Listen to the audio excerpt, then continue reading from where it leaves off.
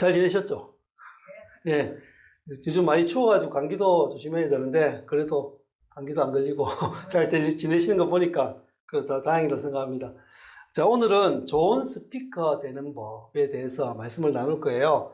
오늘은 이제 마가복음 첫 장인데, 이 마가복음은 마가 요한이 저서한 것인데, 우리 사복음서 중에 공간복음에 속하는 두 번째, 원래는 첫 번째로 아마 썼던 책인 것 같아요. 그 마가복음은 아마 마가 요한이 제일 처음에 썼던 책인데, 사복음서 중에서 그 중에 이제 제일 먼저 나왔던 책인데, 그 내용을 가지고 오늘부터 계속적으로 한번 얘기를 나눠볼까 합니다. 혹시 이 소리 한번 들어보셨습니까? 빠빠빠빠빠빠빠빠빠빠빠빠빠빠빠빠. 아마 군대를 갔다 오신 분들은 이 소리를 다 들어보셨을 겁니다. 어떤 소리냐면 아침에 기상나팔 소리예요. 한 7시쯤 되면 늘 이 기상나팔 소리가 울렸었거든요. 이 소리만 들으면 자다가도 완전히 그냥 떡시신하고 자다가도 벌떡벌떡 일어나야 했기 때문에 이 소리만 들으면 아마 로이로즈에 걸렸던 분들도 아마 있을 거예요. 이 소리만 들리면 아이고 떨려야 되는구나, 힘들어 죽겠다, 그렇게 생각했던 소리인데, 늘 이 소리만 있으면 그 사람들이 군대에 있었던 그런 얘기들을 많이 얘기하곤 합니다. 해자가 되는 그런 얘기들인데, 아마 우리에게도 이런 각인된 소리들이 많이 있는 것 같아요. 그래서 이 소리가 굉장히 우리들에게도 중요하게 느껴지고, 또 우리 삶을 살아가면서 늘 이 소리를 듣고 또 소리를 내고 사는 우리의 모습이 아닌가 하면 생각됩니다. 세상에서 많은 소리들이 있습니다. 많은 소리 있죠. 지금도 지금 돌아가는 소리, 그죠? 우리 히터 돌아가는 소리, 또 지금 마이크 소리, 제가 말하는 소리, 많은 소리들이 있는데, 그 중에 사람에게만 허락된 소리가 있습니다. 어떤 소리일까요? 모르겠어요? 우리는 이 소리로 소통도 하고, 또 이 소리를 들으면 살리기도 하고 죽이기도 하는 소리라고 얘기할 수 있는데요. 이게 뭘까요? 지금 제가 말하는 말, 언어, 이게 바로 하나님 우리에게 허락하신 소리라고 얘기할 수 있습니다. 그 세상에 좀 많은 언어들이 있어요. 참 많은 언어들이 있답니까? 영어도 있고, 일어도 있고, 우리가 다루는 한국어도 있고, 여러 가지 많은 언어들이 있는데, 또 그래서 그 중에 또 우리 그리스도인들이 해야 될 언어, 또 그리스도인들이 들어야 될 언어, 이런 언어들이 따로 있는 것 같습니다. 오늘 거기에 대해서 한번 얘기를 한번 나눠볼까 합니다. 먼저 우리 오늘 말씀해 보면 한 인물이 나오죠. 어떤 인물이 나왔죠? 이거 들어봐봐. 네, 세례 요한에 대해서 얘기가 나왔거든요. 세례 요한이 어떤 사람인가 먼저 한번 나눠보고 나머지 얘기들을 더 한번 이어갈까 생각됩니다. 먼저 그 세례 요한의 부모는 우리가 잘 아시다시피 제사장 사가랴, 그리고 어머니는 엘리사벳.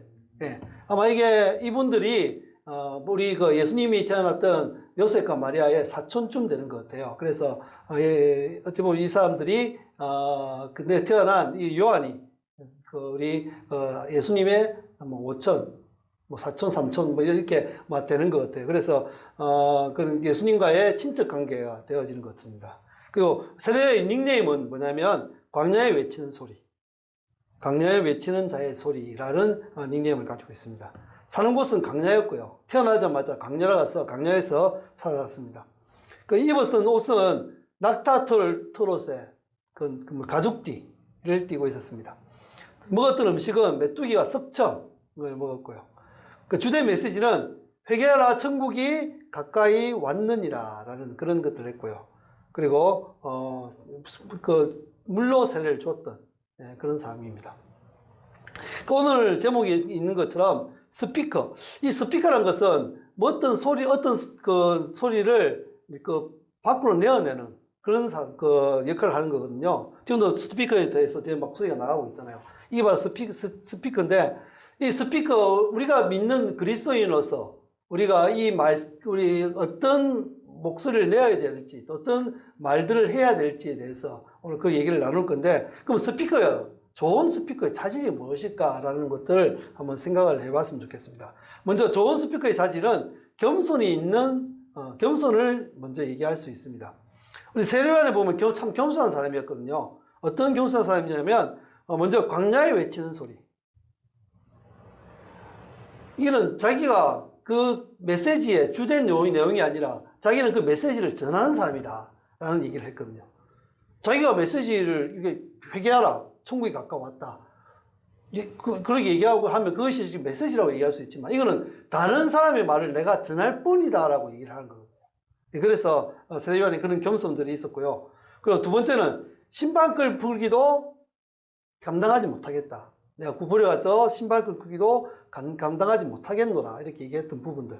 그래서 신발끈은 옛날에 노예가 이렇게 풀어주고 뭐 묶고 했던 그런 부분이 있거든. 어른이 주인이 딱 서 있으면 가서 노예가 물을 풀기도 하고 묶어주기도 하고 했던 부분인데, 근데 감당하지 못한다는 것은 그 노예보다 더 못한다는 소리거든요. 뭐 자기가 얼마 노예보다도 노예가 가치도 되어지지 못한다라고 얘기를 하고 있습니다. 그렇기 때문에 그런 부분에서 더 겸손한 모습을 보이고 있고요. 또 두 번째는 이제 예수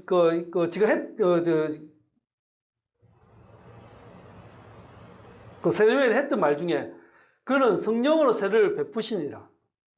나는 물로 세례를 주거니와 그는 성령으로 세례를 베푸시니라. 이게 뭔 말이냐면, 자기는 물로만 세례를 줄 수 있어. 나는 물로 세례를 줄 수 있지만 이분이 오시는 분은 너무나 더 높은 성령으로 세례를 줄 수 있는 분이시다.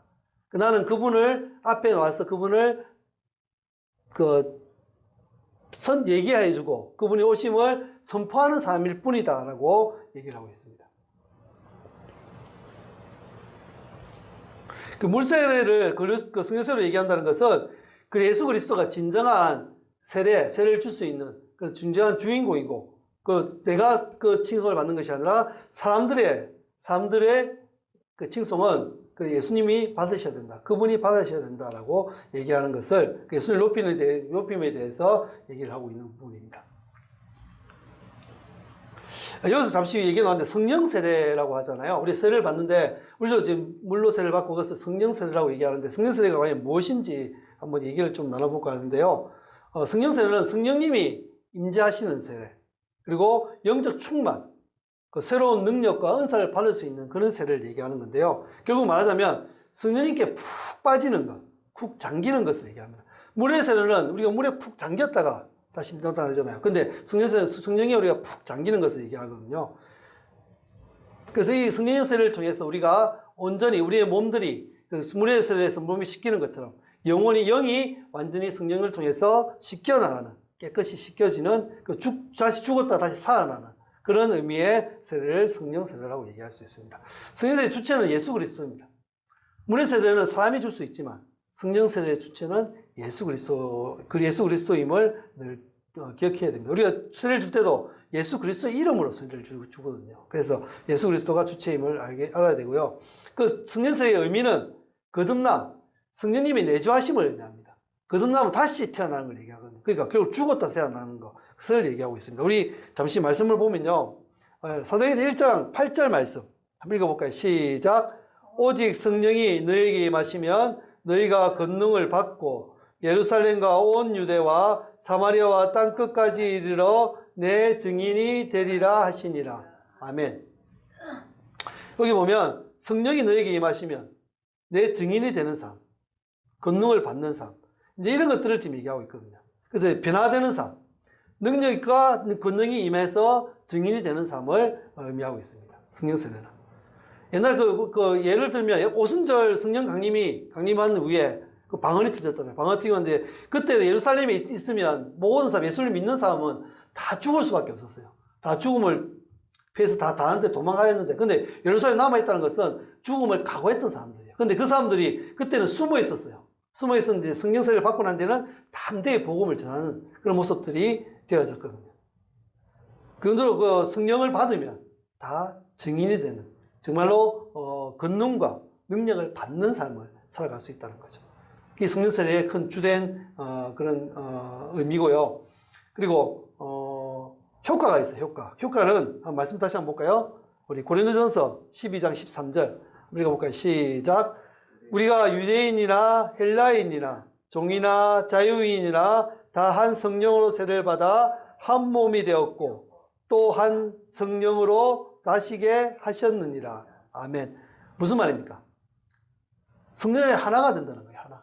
이 교회가 하나라는 이유가 바로 이거예요. 성령, 같은 성령을 받았기 때문에 서로가 같은 성령을 통해 하나가 된다. 그 교회가 하나가 되어야 된다는 얘기를 하고 있습니다. 그 모든 사람이 교회 안으로 와서 연합이 돼서 한 몸, 한 지체가 된다는 사실을 성령을 통해서 이루어지는 효과가 있다는 거죠. 우리 그 성령에는 은사들이 많이 있거든요. 다양한 은사에 대해서 얘기하고 있거든요. 우리 말씀 한번 볼까요? 고린도전서 12장 8절에서 11절 말씀인데요. 같이 한번 읽어봅시다. 시작. 어떤 사람에게는 성령으로 말미암아 지혜의 말씀을, 어떤 사람에게는 같은 성령을 따라 지식의 말씀을, 다른 사람에게는 같은 성령으로 믿음을, 어떤 사람에게는 한 성령으로 병 고치는 은사를, 어떤 사람에게는 능력 행함을, 어떤 사람에게는 예언함을, 어떤 사람에게는 영들 분별함을, 다른 사람에게는 각종 방언 말함을, 어떤 사람에게는 방언을 통용함을 주시나니 이 모든 일은 같은 한 성령이 행하사 그의 뜻대로 각 사람에게 나뉘어 주시는 것이니라. 아멘. 근데 왜 은사들이 다 다양할까요? 같은 은사만 주면 편할 건데 왜 다양하게 줄까요?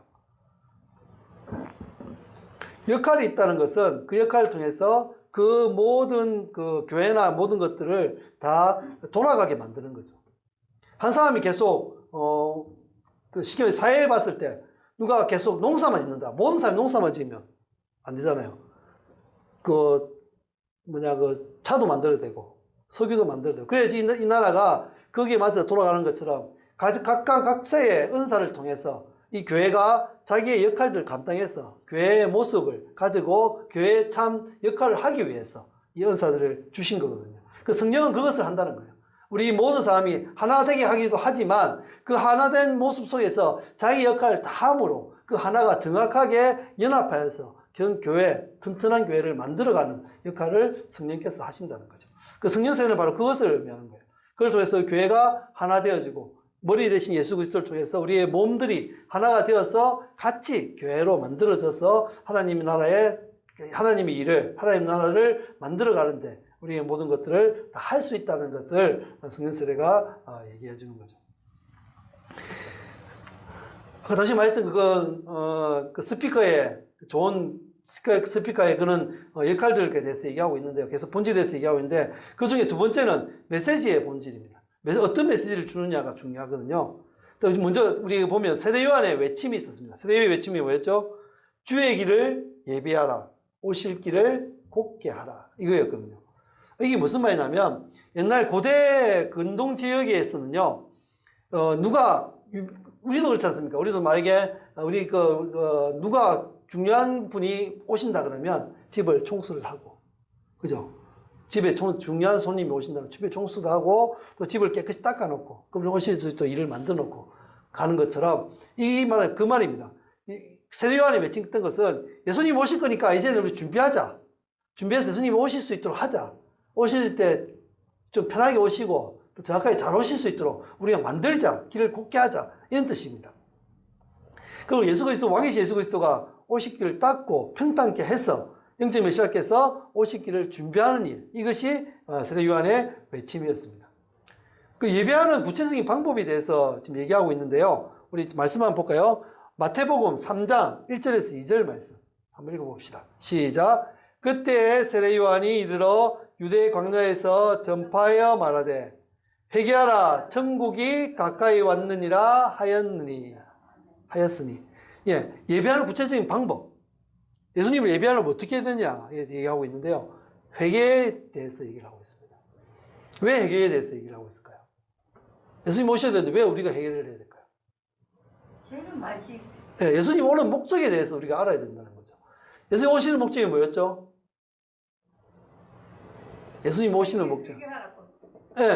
우리를 구원하시기 위해서 오신 거죠. 우리의 죄를 다 해결해 주시고, 우리의 죄를 다 도말해 주시고, 우리를 그 죄에서 건져서, 우리를 구원해 주시기 위해서 오시잖아요. 그러면 우리가 그것을 하기 위해서 준비해야 될 게 뭘까요? 내가 죄인이다. 내가 죄인인 것을 알고, 내가 그 죄에 대해서 회개하는 사람이 먼저 되어야 된다는 거죠. 죄를 인정하고 돌이키는 것, 이것이 회개거든요. 자기가 죄인이라는 것을 아는 것, 이것이 회개거든요. 그럼 회개는 결국 뭐예요? 겸손해지는 거야. 내가 죄인이구나. 나는 정말 죄인이기 때문에 아무것도 할 수 없는 자구나. 점점 자기에 대해서 정체성을 대해서 정확하게 알고 겸손해져서 그 회개에 대해, 자기의 죄에 대해서 회개하는 모습을 보이는 것. 이것이 바로 회개의 참된 목적이거든요. 그래서 그걸 통하면 뭐예요? 마음을 다시 새로 바로잡게 되는 거죠. 내가 이때까지 살았던 죄의 모습, 내 욕심을 부리기 위해서 사람을 못 살리거나 사람을 죽이거나 때리거나 했던 그 모습들 버리고 내가 새로운 마음으로 삶의 방향을 하나님께 바꾸는 방법. 이것이 바로 해결하고 얘기할 수 있습니다. 그래서 예수님을 영접하기에 합당치 않은 것들, 뭐 탐욕이나 탐심이나 하여튼 뭐 미워하는 마음이나 또 이런 모든 마음들을 다 버리는 것. 이것이 바로 해결하고 얘기할 수 있거든요. 네. 우리는 받아들이기 위해서 뭔가 버려야 돼요. 손에 쥐고 있는 것을 놓아야지 다른 것을 쥐을 수 있거든요. 손에 쥐고 있는 걸 잡고 있으면 다른 걸 쥐을 수 없잖아요. 마찬가지로 우리는 그 죄 무게를 벗어버리고 다 버려야지만 예수 그리스도를 받아들일 수 있다는 것. 네. 그래서 회개가 중요한 겁니다. 예수님을 우리가 받아들이기 위해서는 정말로 우리가 해야 될 일은 회개하는 일. 그것이 우리에게 가장 중요합니다.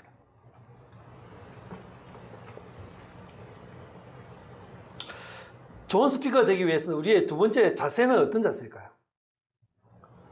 아까 잠시 말했는데요. 세례 요한의 겸손을 배우는 것. 이것이 좋은 우리의 자세입니다.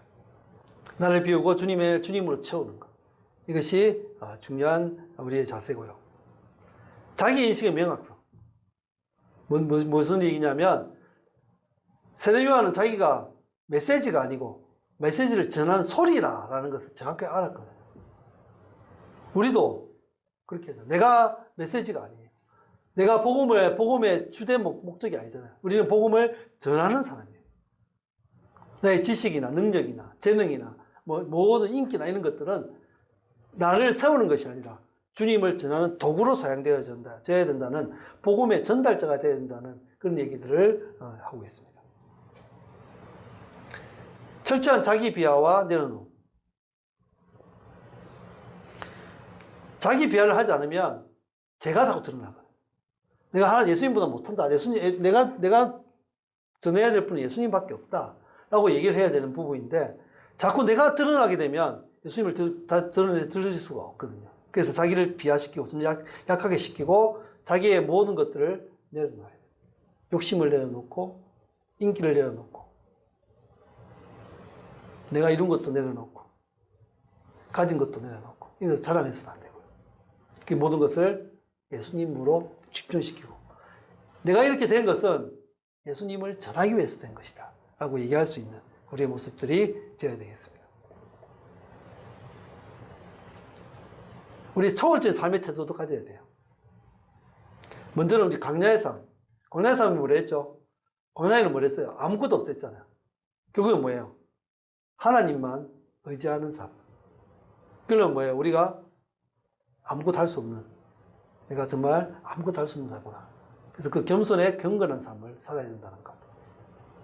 또 우리가 지난주에 얘기했던 일용할 양식의 삶을, 하루하루를 하나님의 능력으로, 하나님 주신 능력으로 또 내가 그것에 최선을 다해서 살아가는 우리의 모습들. 그것이 우리 광야의 삶이 아닌가. 그 광야의 삶을 살아야 되고요. 그 세상 유혹과 명예에 그리고 인기에 흔들림 없는 복음을 전하는 삶으로 살아야 돼요.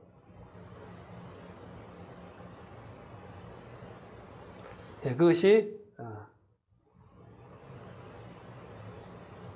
세례 요한을 통한 우리의 겸손을 배우는 우리의 삶이 아닌가. 그리고 본질에 충실한 변화를 추구하는 삶을 살아야 된다.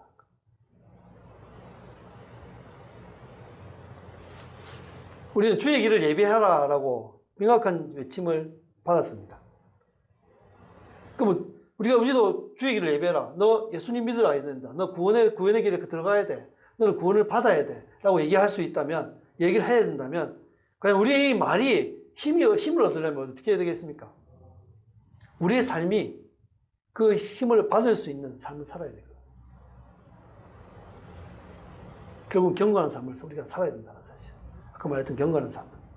너의 마음을 움직일 수 있는. 자기는 그냥 개차반처럼 살면서 너 잘 살아야 돼. 이렇게 얘기하면 그 말이 먹힐까요? 그렇지 못하잖아요. 우리 아이들 교육할 때도 부모가 모범이 되지 못하면 사실은 얘기하기가 쉽지 않잖아요. 결국 아이들은 부모의 뒷모습을 보면서 큰다라고 얘기하거든요. 부모의 모습을 어떻게 사느냐. 부모가 도둑질 한다면 그 아이도 도둑질이 될 가능성이 높아요. 도둑질을 할 가능성이 높아요. 부모가 겸손하고 부모가 그 모습들이 정말로 그런 모습을 살아간다면 아이들도 그것을 닮아간다는 거. 그래서 내 삶이 변화해야 된다는 거. 우리의 죄를 깨닫고 돌이키는 삶을, 이때까지 살았던 삶들을 버리고 완전히 세례를 받았던 우리의 모습들을 죽고 다시 새로운 삶으로, 그런 삶으로 살아가야 되는 우리의 새로운 삶을 도전하는 우리의 모습들. 그 죄에 대한 경각심을 가져야 돼. 죄를 정말로 우리가 작은 죄라도 정말로 미워하는 우리의 모습들이 가져야 돼. 죄는 결국 조간 죄로 사망을 가져오거든요. 그래서 그것뿐만 아니라 죄를 지으면 죽지만 죄를 짓지 않고 그 죄를 회개하고 돌았으면 우리는 구원을 받는다. 구원에 대한 소망을 전하는 우리의 모습이 있어야 됩니다.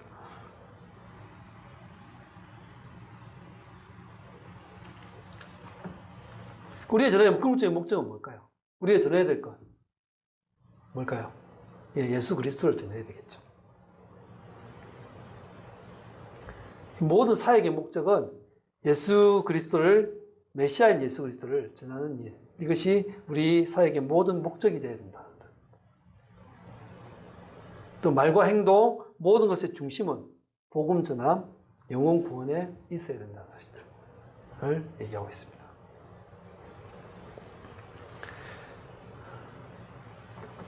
앞에서 이제 여러 가지 많은 얘기들을 나누었는데요. 사실 좋은 스피커의 삶이란 어떤 삶인가에 대해서 그것을 오늘 나누려고 얘기를 지금 하고 있는 중인데, 좋은 스피커의 삶이 어떤 삶일까요? 어떤 삶이 좋은 스피커, 예수 그리스도를 전하는, 복음을 전하는 삶을 살아가는 우리의 모습이 되어질까요? 먼저는 명확한 자기 정체성을 가진 삶을 살아야 된다는 것. 나는 소리일 뿐이다. 나는 내가 메시지가 아니고 내가 소리이다. 그 메시지를 전하는 소리이다. 그 자기 정체성에 대한 흔들림 없는 확신이 있어야 된다는 것. 나는 메시아가 아니야. 나는 그 말을 전하는 소리야. 이걸 잘해야 됩니다. 이걸 잘 못한 사람들이 있죠. 우리 잘 알고 있는 사이비들, 신천지라든지 통일부라든지, 그 자기가 메시지라는 거예요. 내가 메시지야. 내가 바로 그야. 내가 바로 그야. 라고 얘기하는 사람들. 그 사람들 그걸 통해서 결국에는 망하는 길. 그죠? 망하는 길로 갈 수밖에 없는. 그래서 자기가 좀 메시지를 전하여도 자기 능력으로 해서 좀 많은 인기를 얻고 좀 더 잘 나가려고 할 때는 정말로 조심해야 됩니다. 그러지 않으면 이렇게 엉뚱한 길로 빠져서 교회는 망할 수밖에 없는 길로 갈 수밖에 없다는 것. 그래서 내가 주인이 아니고, 내가 주연이 아니야. 나는 주인공이 아닙니다. 저는 조연이에요, 조연. 주인공을 돕는 조연입니다. 주인공을 돋보이게 하는 조연입니다. 라는 조연의 삶을 살아야 되는 모습들이 우리에게 있어야 됩니다. 그리고 나를 통해서 예수 그리스도가 전해지는 통로가 되어야 된다는 것. 그러기 위해서 내 삶도 바르게 살아야 되겠죠. 내 삶도 더 다르게 살아가는 모습이 되어야 되겠습니다. 두 번째는 메시지와 일치하는 삶. 우리 참 말을 많이 합니다. 언행일치가 참 되지 않아요. 우리 언행일치는 말 많이 하잖아요. 근데 언행일치가 잘 안 돼요. 그 믿는 사람일수록 언행일치의 삶을 살아야 됩니다. 그러기 위해서는 자기가 전하는 그 메시지를 먼저 자기가 적응해 보는 방법을 사용해야 될 것입니다. 자신의 삶의 메시지의 진정성과 권위를 먼저 증명해 낼 줄 아는 그런 삶이 되어야 되고요. 또 누구에게나 존경과 사랑을 받을 수 있는 삶이 먼저 되어야 됩니다. 매력적인 삶이 되어야 되죠. 우리는 이 삶을 매력적인 삶이라고 얘기하는데, 매력적인 삶이 되어야 돼요. 매력적인 삶이 돼야지 그 사람이 하는 얘기가 먹혀들지 않습니까? 우리 존경하는 사람, 말씀을 하면 그 말씀 잘 듣잖아요. 들을 수밖에 없잖아요. 그 사람 말씀. 정말 그 사람 말씀, 그러면 그게 믿어지고 그렇게 되잖아요. 그럼 내가 그렇게 되어야지 돼야 된다는 거죠. 제일 중요한 건 특히 가족들에게 이런 인정을 받는 사람이 먼저 돼야 됩니다. 가까운 사람에게. 먼 사람에게는 그렇게 보일 수도 있어요. 어떻게든 내가 그 행동을 해서 아니면 내가 그 연기를 해서 안 될 수 있지만 그 가까운 사람들은 그렇게 안 하잖아요. 근데 가까운 사람이 그런 인정을 받는다면 우리 삶이 달라지지 않을까. 그러면 그 존경을 받고 그 상을 받는 매력적인 사람이 되어줄 수 있을 것입니다. 그리고 세상의 부와 쾌락을 내려놓을 수 있는 자족의 삶을 살아야 돼요. 사실 이 세상의 부와 쾌락이 우리를 많이 넘어뜨리려고 합니다. 특히 부, 돈이 우리를 가장 힘들게 하고 넘어뜨릴 수 있는 가장 큰 어찌 보면 사단의 무기가 될 수가 있어요. 그래서 우리가 하나님 말씀을 전하려고 해도, 우리가 복음을 전하려고 해도 우리가 이 부라는 욕심 때문에 그 부자인 사람의 모습 속에서 우리가 겸손하지 못하고 자기가 가진 자의 모습으로 자기가 그런 가졌다고 해서 다른 사람 무시하거나 하는 모습들을 가지고 있다면 그걸 통해서 우리는 오히려 메시지를 전하지 못하는 우리의 모습들이 되어질 수가 있죠. 그래서 오히려 가질수록 더 겸손해지는 사람. 그리고 즐거움과 기쁨은 하나님께만 있다는 것을 아는 그런 자족의 삶을 살아가는 우리의 모습이 되어야지만 메시지와 일치되는 삶을 살아갈 수 있습니다. 그리고 오직 주님을 높이는 삶. 우리가 높여야 될 분은 예수님밖에 없거든요. 우리가 어찌되어 보면 앞에 서고 열심히 하다 보면 예수님보다 그 선 사람이 더 빛날 때가 많이 있어요. 그 시선을 우리는 예수님께 돌려야 돼요. 그러기 위해서는 먼저 앞에 선 사람이 자기 삶의 주인이 예수 그리스도임을 먼저 인정하는 삶을, 그리고 기억하는 삶을 살아야 됩니다. 그러지만 그것이 자기의 인기와 그런 명성이 자기가 올 때, 이건 제 거 아닙니다. 이건 예수 그리스도의 거예요. 내가 예수 그리스도부터 받은 거기 때문에, 내가 예수 그리스도를 높이기 위해서 내가 삶이 주어졌기 때문에 내가 그분에게 올립니다. 라고 영광을 돌릴 수 있는 거죠. 모든 영광을 예수님께 돌리는 모습. 인기와 명성이 올라갈 때 우리에게 해야 될 말이 있습니다. 어떤 말을 해야 되냐면 이 모든 것이 주님 덕분입니다. 주님 덕분입니다. 라는 고백들이 우리에게 있어야 됩니다. 모든 것이 주님 덕분입니다. 그러지 못한 사람 많죠.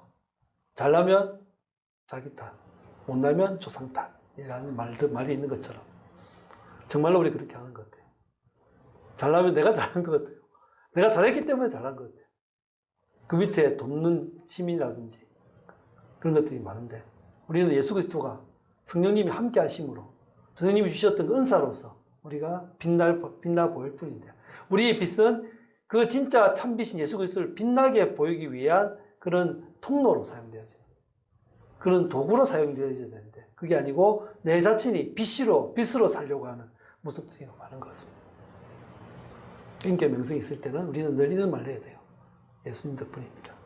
이 모든 것이 예수 그리스도 하나님 덕분입니다. 라는 고백들이 우리에게 있어야 되겠습니다. 그런 사람은 그냥 있으면 되느냐? 아니요. 변화를 추구해야 돼요. 그에 머물러 있는 것이 아니라 더 예수를 닮아가는 모습으로 가야 됩니다.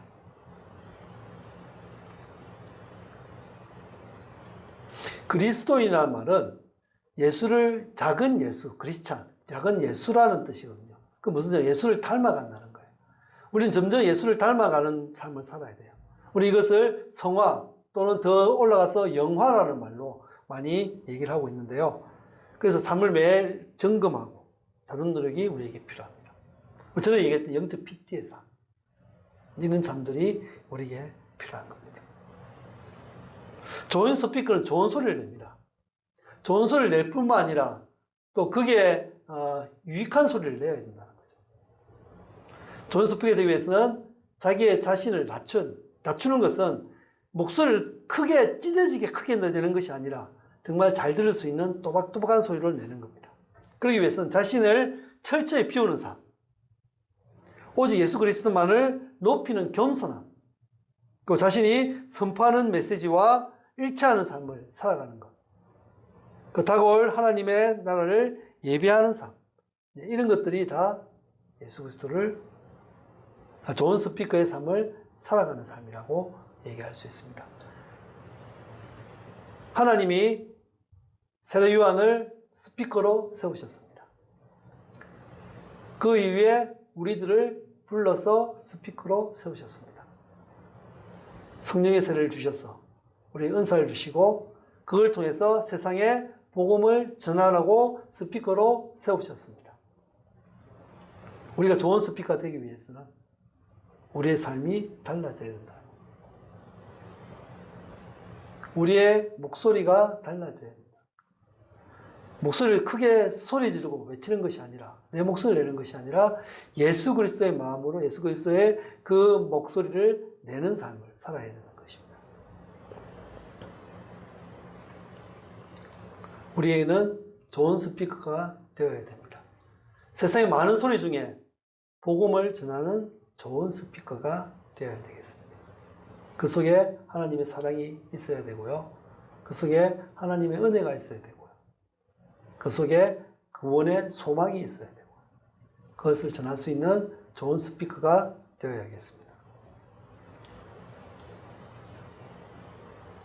오늘 좋은 스피커가 되는 법 기억하시고 세상 속에서 좋은 스피커의 역할을 잘 감당하는 우리 사랑나눔교회 모든 성도님 되시기를 주님의 이름으로 축원드립니다. 아멘. 기도하겠습니다.